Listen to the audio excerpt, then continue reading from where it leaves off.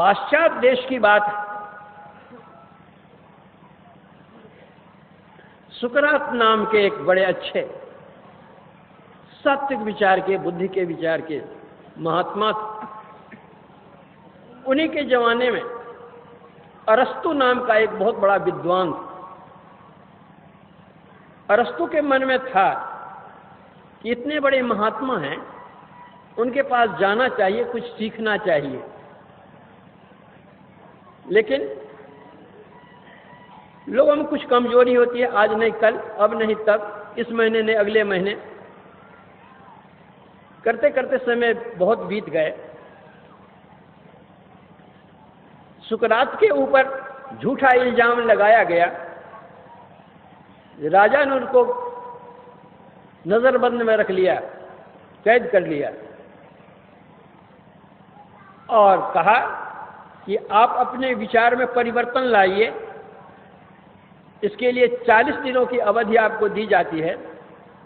इतने दिनों में अगर आप अपने विचार में परिवर्तन लाते हैं तो आपको कारामुक्त किया जाएगा, अन्यथा आपको प्राण दंड दिया जाएगा विष पिलाकर। जब यह बात अरस्तु के पास पहुंचती है, उनके मन में हुआ कि उतने बड़े महात्मा हैं, जिस विचार को न सत्य विचार को धारण कर लिया है, उस विचार का परित्याग वे कैसे कर सकते हैं, अपने विचार में परिवर्तन कैसे ला सकते हैं। इसलिए अब यही अवसर है कि जो जिज्ञासा है उनके पास जाकर के शांत करें।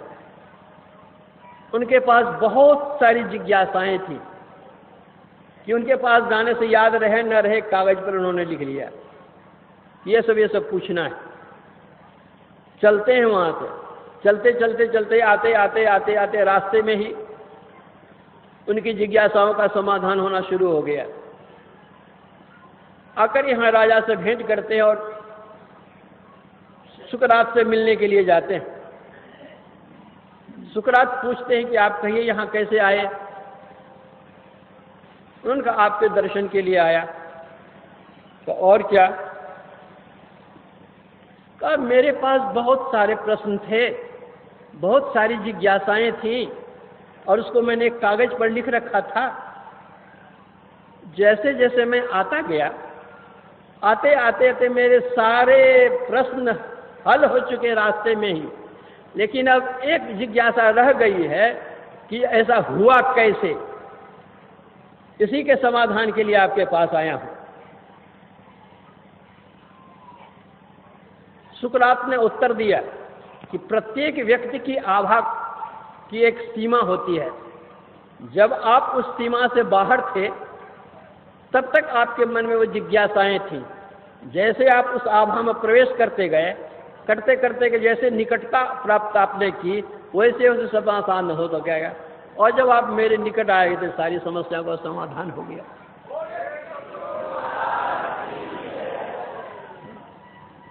यह तो पाश्चात्य देश की बात है।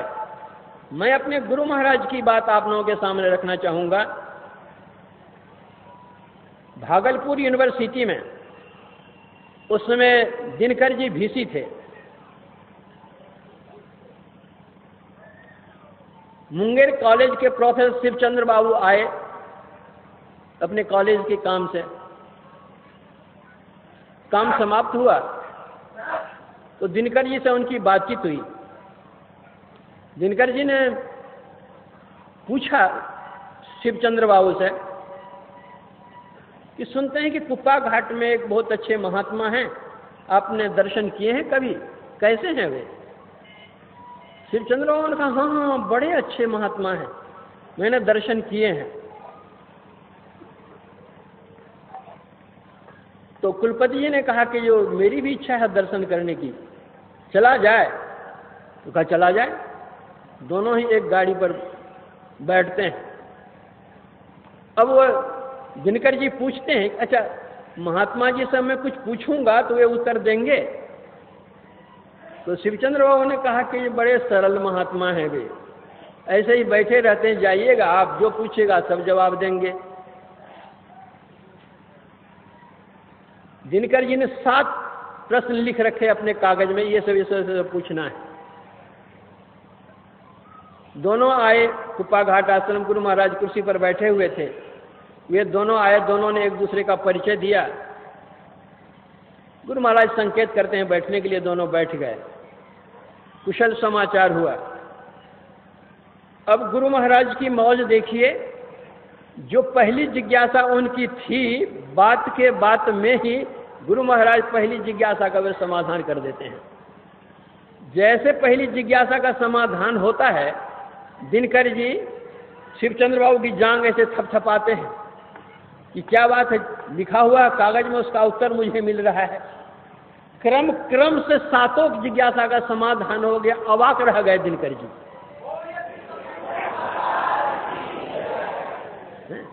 तो वही संत कबीर साहब कहते हैं, जो कुछ गंधी दे नहीं तो भी बात सुबास, प्रथम भगति संतन कर संगा।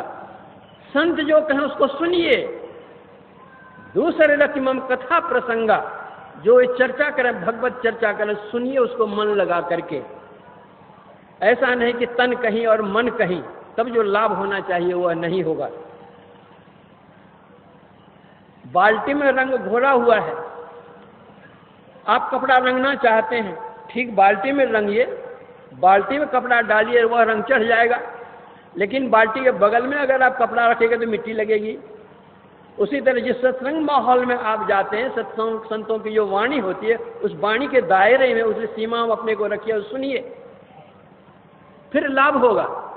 नहीं तो मन तो रमे संसार में, तन साधु के संग, तुलसीता ही वियोग से ना लागे हरि रंग।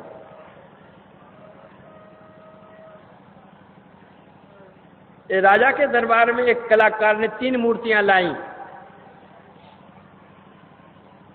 राजा ने तीनों की कीमत पूछी। कलाकार ने तीनों की 3 तरह की कीमत बतलाई। राजा ने मंत्री को बुलाया और कहा कि तीनों की ये 3 कीमत हो रही है, 3 तरह की। देखने में तो तीनों मूर्तियां एक सी हैं। मंत्री ने तीनों मूर्तियों का वजन किया, देखा कि तीनों मूर्तियों का वजन एक है। द्रव्य की दृष्टि से उन्होंने देखा तो द्रव्य भी एक ही है, वजन एक है, द्रव्य एक है, तीनों की बनावट एक है। फिर तीनों मूर्तियों की कीमत में भिन्नता क्यों? तो मंत्री ने एक सिक्की ली, एक मूर्ति के कान में उन्हें सिक्की डाली, इस कान में सिक्की डाली, दूसरे कान से सिक्की निकल गई। दूसरी मूर्ति के कान में सिक्की डाली तो वह मुंह से निकली। तीसरी मूर्ति के कान में जो सिक्की डाली तो वह भीतर चली गई, पेट की ओर। मंत्री ने कहा, राजन, तीनों मूर्ति की कीमत ठीक है। एक व्यक्ति वैसा होता है कि इस कान से तो सुनता है, इस कान से निकाल देता है, उसकी कोई कीमत नहीं, यही मूर्ति है यह। दूसरी मूर्ति वह है कि कान से सुनता, कुछ याद रखता है तो मुंह से बोलता है, 1 कौड़ी कीमत है उसकी। और जो कान से सुन करके हृदयंगम करता है, उसकी तो कीमत कोई दे ही नहीं सकता। इसलिए तीनों कीमत की 3 मूर्ति।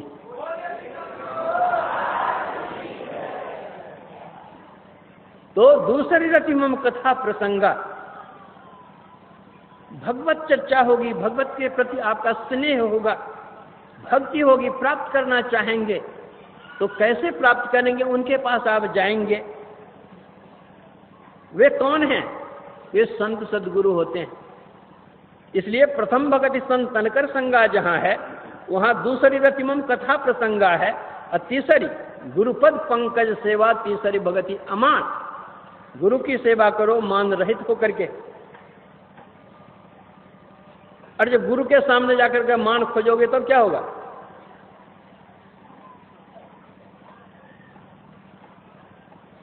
एक महात्मा थे, उनके कई शिष्य थे।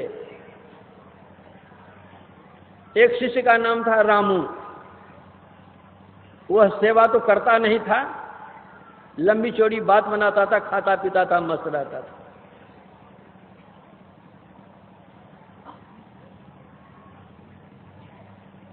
एक दिन गुरु ने कहा कि रामू, अरे कुआं का पानी यहाँ का बड़ा खारा है, नदी का पानी मीठा है, जरा नदी से पानी ले आओ, पीने के लिए अच्छा रहेगा। तो रामू कहता है, गुरु महाराज, आप इतने बड़े संत हैं और आपके साथ में रह करके मैं जीवन भर पानी भरता रहूंगा, लोग आपको अच्छा कहेगा?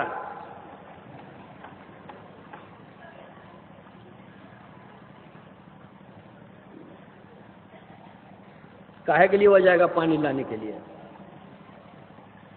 तो दूसरे दिन कहते हैं कि रामू, अरे रसोई बनेगी, जंगल से थोड़ी जलावन की लकड़ी चुन करके ले आओ, रसोई बनेगी ना। बोला गुरु महाराज, अरे ये काम तो श्यामू भी कर सकता है, आप मुझको कह रहे हैं। श्यामू को कहिए ना, तुरंत ले आएगा लकड़ी। ठीक। फिर गुरु महाराज कहते चले लकड़ी तो आ गई जी, तो एक काम करो कि थोड़ा सा आटा गूंथ दो रोटी बनाने के लिए। तो गुरु महाराज आपको पहले कहना चाहिए, मैं स्नान करके कपड़ा पहन लिया हूँ, गूंथते समय कपड़ा दाग लग जाएगा ना। तो अच्छा ठीक है, नहीं करो।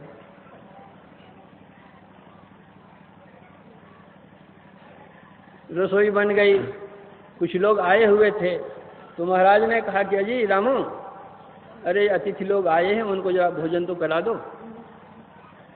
तो जाकर के देखता है चौकाम सब बन करके तैयार है, खा पी करके आकर चला आया। कहे के लिए कौन खिलावेगा, नहीं खिलावेगा। अब गुरु महाराज कहते हैं रामू, अरे हमारा कमंडल उस कमरे में है, जरा कमंडल ले आ। तो तुरंत उठता है और जाकर के मोहन को कहता है, मोहन गुरु महाराज कमंडल मांग रहे, लेकर चलो। कमंडल ला करके मोहन लेकर के ले आता है। जब गुरु महाराज के साथ में सामने ले आया कमंडल, तो मोहन के हाथ से वो कमंडल छीन लेता है। लीजिए गुरु महाराज कमंडल। रामू रख देता है। लीजिए गुरु महाराज कमंडल। बोला अच्छा ठीक ठीक ठीक। एक दिन उसकी ऐसी स्थिति हुई, बीमार हुआ, कोई उसकी सेवा करने वाला देखने वाला नहीं। बहुत कष्टकर बेचारा का जीवन हुआ और कष्टमय में रहते हुए छोड़ा। तो उसके गुरु महाराज ने कहा कि जब तक रामू जीवित रहा तब तक उससे कोई किसी ने उपदेश नहीं ले सका, लेकिन रामू के शरीर छोड़ने पर सबको यह उपदेश दिया गया है कि जो गुरु सेवा नहीं करता उसकी क्या दुर्दशा होती है।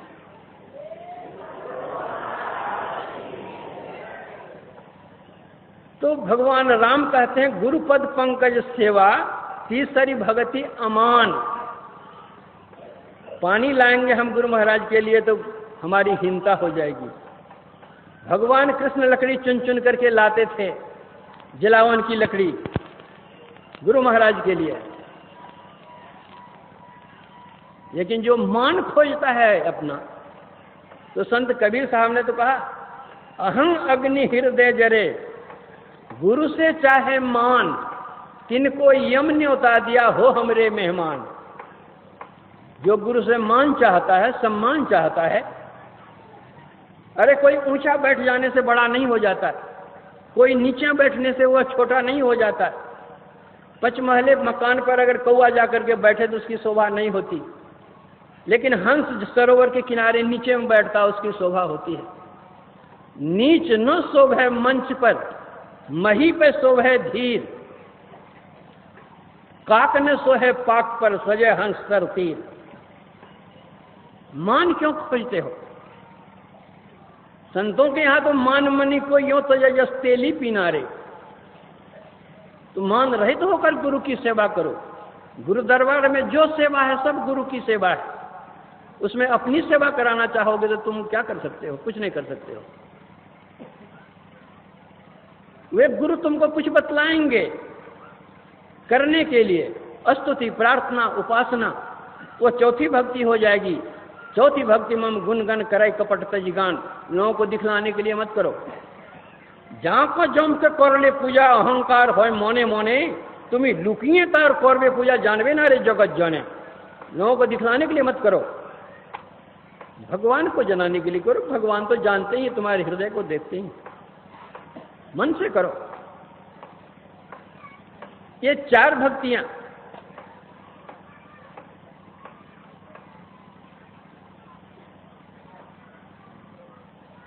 संतों का संग, कथा प्रसंग, गुरु सेवा, स्तुति, प्रार्थना,